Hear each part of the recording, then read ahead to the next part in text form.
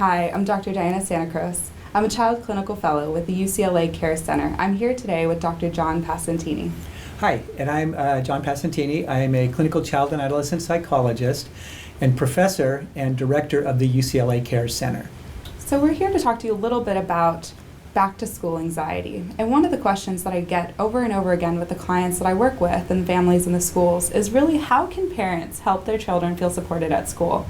Meaning, what can they do to elicit teacher support? At what point is it time to actually involve the teacher? Yeah, that question comes up so frequently when we have patients coming in or parents of anxious kids, and do they tell the teacher or not? Some parents are worried that it might go onto the child's record and could have negative consequences. Others feel it's important for the teacher to know about the child's issue so that they can be more helpful.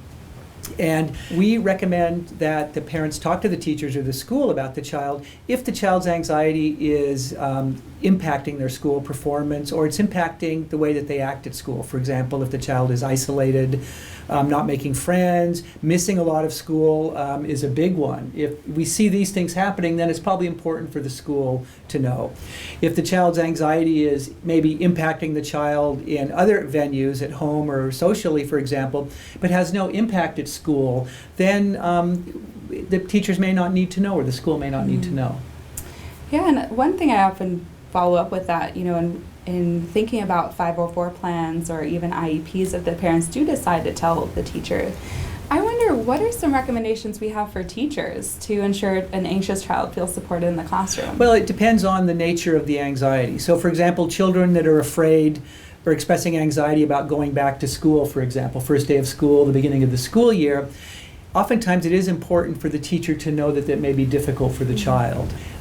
Teachers may meet the child out at the front of the school. They meet the child in the classroom. They can kind of help them transition into the classroom. Kids that are nervous about doing schoolwork or assignments, they may be overwhelmed easily by their assignments. The teachers can maybe break the assignments down into smaller segments and make it more manageable for kids.